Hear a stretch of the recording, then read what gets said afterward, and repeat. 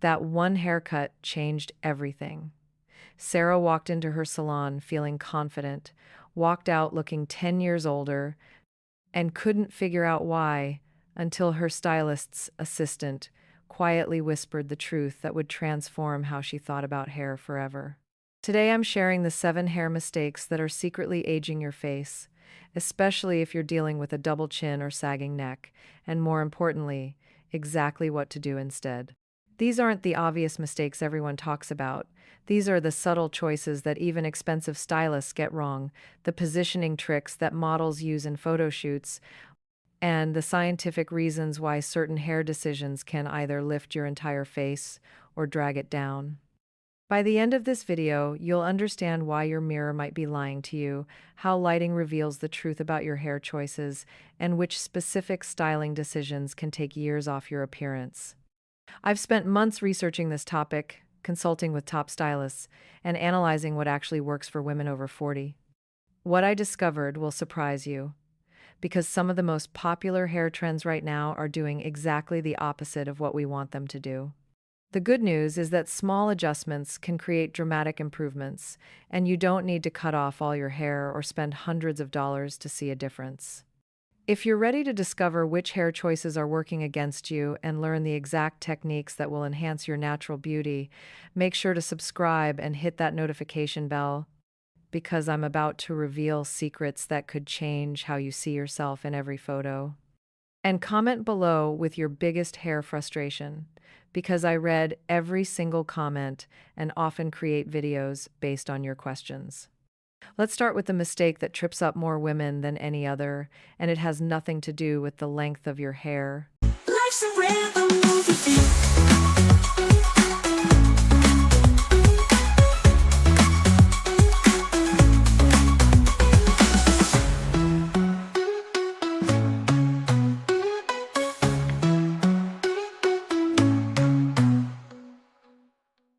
The first mistake is creating a harsh horizontal line right where you don't want attention. Most women think they're being strategic when they choose blunt cuts that end exactly at their jawline or chin level, but this actually creates a visual shelf that draws every eye straight to the area you're trying to minimize. When your hair ends in a straight line at jaw level, it acts like an arrow pointing directly at your chin and neck area. Think about how your eye moves when you look at someone. It naturally follows lines and stops at endpoints. A blunt bob that ends at your chin forces people to focus on that exact spot, emphasizing any softness or fullness you might have there. Professional photographers know this principle well, which is why they position hair strategically in portraits to guide the viewer's attention upward toward the eyes and cheekbones instead. The solution isn't to avoid shorter hairstyles completely. Instead, you want to create movement and angles that work with your face rather than against it. Layers that start below the chin and angle downward create a slimming diagonal line. A long bob that hits just below the collarbone creates space between your face and where the hair ends, eliminating that harsh horizontal cutoff. Even better, adding subtle layers around the face that angle away from your chin creates an upward lift that's incredibly flattering. The second mistake builds on this first one, and it's about where you place your shortest layers. Many women ask for face framing layers without specifying where those layers should begin, and stylists often default to starting them right at the cheekbone or jaw area. While this might look modern and fresh on social media, it can actually widen your face at exactly the wrong point. When face framing layers start too high and hit at cheekbone level, they create width right through the middle of your face. For women dealing with a fuller chin or neck area, this draws attention to the widest part of your face and makes your lower face appear even more prominent by comparison. It's like creating a triangle with the point at your chin, which is the opposite of what we want to achieve. Instead, your shortest face framing layers should start below your ears, ideally around the area where your jaw begins to curve toward your chin. This creates a more elongated look and draws the eye downward in a flattering way, rather than widening your face through the cheek area. The key is creating layers that work as a cohesive whole, not just individual pieces that might look good in isolation but don't serve your overall silhouette. Professional stylists who specialize in mature clients understand this principle intuitively. They know that the goal isn't just to create movement and texture, but to create movement that serves a specific purpose.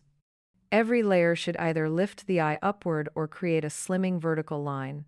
Random layering without strategic placement can actually age you rather than enhance your natural beauty. This brings us to the third mistake, which is completely underestimating the power of your part. Most women choose their part based on habit or convenience, not realizing that this one simple line can dramatically change how their entire face appears.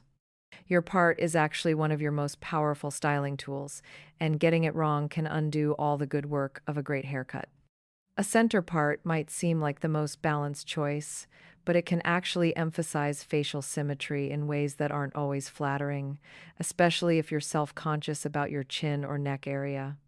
A center part creates a vertical line straight down the middle of your face, which can make your face appear wider and draw attention to any asymmetry you might have. More importantly, it doesn't provide any lift or movement away from the areas you want to minimize. A strategic side part, positioned about an inch from your natural cowlick, can create immediate lift and volume that draws attention upward. The deeper the side part, the more dramatic this effect becomes. When you sweep more hair to one side, you create height and volume that lifts your features, while the longer side creates an elegant diagonal line across your face that's incredibly slimming. The magic happens when you understand that your part placement works hand in hand with your styling direction, which leads us to the fourth mistake that's sabotaging your efforts. Too many women style their hair straight down, especially around the face, without realizing they're creating a curtain effect that actually emphasizes the very area they want to minimize. When you blow dry or style your hair to fall straight down alongside your face, you're essentially framing your double chin or neck area with vertical lines. It's like putting a spotlight on the exact spot you'd rather have people not notice. This is especially problematic with straight or sleek styles because the clean lines create a direct visual path from your cheekbones straight down to your chin and neck. The transformation happens when you redirect that hair away from your face instead. Professional stylists call this creating lift and movement, but what they're really doing is changing the visual flow of your hairstyle. When you blow dry your hair back and away from your face, especially the pieces around your ears and temples, you immediately create an upward and outward movement that lifts your entire look. This doesn't mean you need to tease your hair into an outdated style. Modern lift is about subtle direction changes that feel natural but create strategic visual lines. When you dry your hair with your brush moving up and back rather than straight down, you're training your hair to fall in a way that enhances rather than detracts from your facial structure. The technique is surprisingly simple. After applying your styling products, use your round brush to lift sections of hair up and back as you blow dry, holding each section taut for a few seconds before releasing. Focus especially on the hair around your ears and the pieces that naturally want to fall forward. This creates memory in your hair that lasts throughout the day, maintaining that lifted, youthful appearance that makes such a dramatic difference. This concept of directional styling connects directly to the fifth mistake, which involves texture choices that work against mature skin rather than with it. Many women assume that sleek, straight styles are the most sophisticated choice, but ultra-smooth hair can actually be quite unforgiving because it creates stark contrasts and harsh lines that emphasize every imperfection. Completely straight hair offers no forgiveness and no distraction from areas you'd prefer to soften. When your hair lies perfectly flat against your head and neck, it creates a clean backdrop that makes everything else stand out more prominently. Any asymmetry, any softness around your jawline, any changes in your neck area become more noticeable because there's nothing to soften or disguise these natural variations. Strategic texture becomes your ally here, but it's crucial to understand the difference between good texture and bad texture. You don't want frizzy, damaged, or uncontrolled texture, which can look aging and unkempt. Instead, you want intentional movement that creates visual interest and provides gentle camouflage for areas where your skin might not be as firm as it once was. The best texture for mature women is what stylists call lived-in waves or subtle movement. This means hair that has gentle bends and curves rather than being pin straight or rigidly curled. You can achieve this with techniques like braiding damp hair overnight, using texturizing products that add grip without stiffness, or employing loose curling methods that create movement rather than defined ringlets. This type of texture catches light differently throughout the day, creating dimension and depth that draws attention to the beautiful movement of your hair rather than allowing eyes to focus on static areas of your face and neck. It also provides a softer frame around your face, which is inherently more forgiving than harsh geometric lines. The sixth mistake ties into both texture and length decisions, and it's choosing hair length based on rules rather than your individual proportions. There's a persistent myth that women over 40 should cut their hair short, but this one-size-fits-all approach ignores the reality that every face and neck structure is different. Short hair can be absolutely stunning on the right person, but it can also be incredibly unforgiving if your proportions don't support it. When you remove the length and weight that hair provides, you're essentially removing a natural frame and focusing all attention on your face and neck area. If you have any concerns about a double chin or sagging neck, ultra-short styles can actually emphasize these areas rather than minimizing them. The key is understanding what length works specifically for your body proportions and face shape. Generally speaking, if you're concerned about your chin or neck area, you want some length to create vertical lines that elongate rather than horizontal lines that widen. This doesn't mean you need long hair, but it does mean being strategic about where your hair hits and how it moves around your shoulders and collarbone.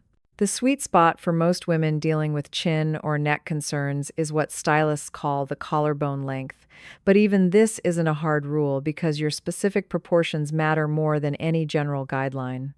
What matters is creating a length that provides enough coverage to soften your neckline while maintaining enough movement to avoid looking heavy or dated. This brings us to the seventh and most overlooked mistake, which is ignoring the incredible power of strategic volume placement. Most women either avoid volume completely because they think it will make them look bigger, or they add volume randomly without considering where that fullness should actually go to be most flattering. Volume placed in the wrong areas can absolutely work against you. Adding width at the sides of your head near your ears can make your face appear wider and draw attention to your jawline. Backcombing or teasing hair at the crown without purpose can create an outdated silhouette that ages you instantly. But strategic volume, placed intentionally, becomes one of your most powerful tools for creating a more youthful and lifted appearance. The secret lies in understanding vertical versus horizontal volume. Horizontal volume, which spreads out to the sides, widens your silhouette and can emphasize the lower portion of your face. Vertical volume, which lifts upward, elongates your entire look and draws attention to your eyes and cheekbones rather than your chin and neck area. Professional stylists achieve this by focusing volume at the roots, particularly at the crown and the area just behind your hairline. This creates height that naturally lifts your features and provides a more youthful silhouette.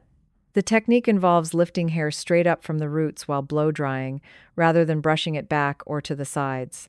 Even 5 minutes spent creating intentional lift at your crown can transform your entire look. Modern volume doesn't require heavy products or aggressive teasing that can damage your hair. Instead, lightweight mousse is applied to damp roots, strategic use of round brushes during blow drying, and even simple techniques like flipping your head upside down while drying can create the lift you need without the weight or stiffness that looks artificial. The beauty of proper volume placement is that it works regardless of your hair texture or length. Fine hair benefits from root lifting products and careful blow drying techniques. Thick hair can be strategically layered to remove weight at the bottom while maintaining fullness at the crown. Curly hair can be encouraged to lift at the roots while controlling the shape through the mid-lengths and ends. But here's what most women get wrong about volume. They try to create it everywhere instead of placing it strategically. The goal isn't to make your hair bigger overall, it's to create specific areas of height that work with your facial structure. Think of it as architectural engineering for your face, where every element serves a specific purpose in creating the most flattering overall silhouette. When you combine all of these principles, proper part placement that creates lift, directional styling that moves hair away from your face, strategic texture that softens harsh lines, appropriate length for your proportions, and intentional volume placement that elongates rather than widens, you create a hairstyle that works as a cohesive whole rather than individual elements fighting against each other. The transformation can be dramatic, but it doesn't require drastic changes. Often, it's simply a matter of adjusting how you style the hair you already have. Moving your part an inch to the side, changing the direction you blow dry your hair, adding slight texture to break up harsh lines, or creating a bit more lift at your crown can completely change how your face appears in photos and in the mirror. What's particularly exciting about these adjustments is that they work immediately. You don't have to wait for your hair to grow or book an expensive salon appointment. You can start implementing these techniques tonight and see a difference tomorrow morning. The key is being intentional about every choice, understanding that your hairstyle is working either for you or against you with every styling decision you make. Remember, the goal isn't to follow trends or copy what looks good on someone else.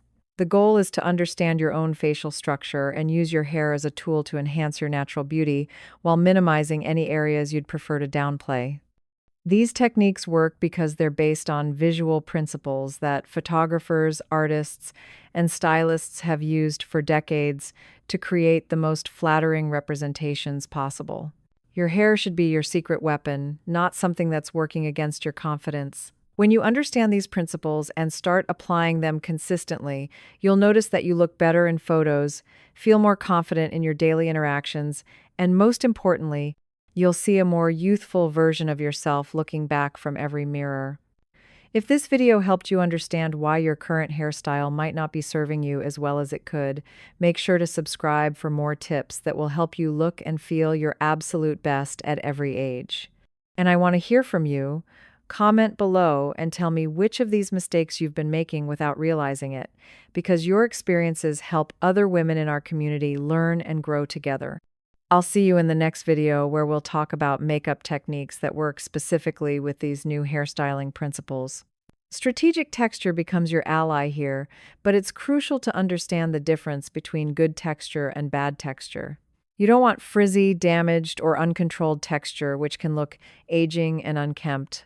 Instead, you want intentional movement that creates visual interest and provides gentle camouflage for areas where your skin might not be as firm as it once was. The best texture for mature women is what stylists call lived-in waves or subtle movement. This means hair that has gentle bends and curves rather than being pinned straight or rigidly curled. You can achieve this with techniques like braiding damp hair overnight, using texturizing products that add grip without stiffness, or employing loose curling methods that create movement rather than defined ringlets. This type of texture catches light differently throughout the day, creating dimension and depth that draws attention to the beautiful movement of your hair rather than allowing eyes to focus on static areas of your face and neck. It also provides a softer frame around your face, which is inherently more forgiving than harsh geometric lines. The sixth mistake ties into both texture and length decisions, and it's choosing hair length based on rules rather than your individual proportions. There's a persistent myth that women over 40 should cut their hair short, but this one-size-fits-all approach ignores the reality that every face and neck structure is different. Short hair can be absolutely stunning on the right person, but it can also be incredibly unforgiving if your proportions don't support it. When you remove the length and weight that hair provides, you're essentially removing a natural frame and focusing all attention on your face and neck area. If you have any concerns about a double chin or sagging neck, ultra-short styles can actually emphasize these areas rather than minimizing them. The key is understanding what length works specifically for your body proportions and face shape. Generally speaking, if you're concerned about your chin or neck area, you want some length to create vertical lines that elongate rather than horizontal lines that widen. This doesn't mean you need long hair, but it does mean being strategic about where your hair hits and how it moves around your shoulders and collarbone.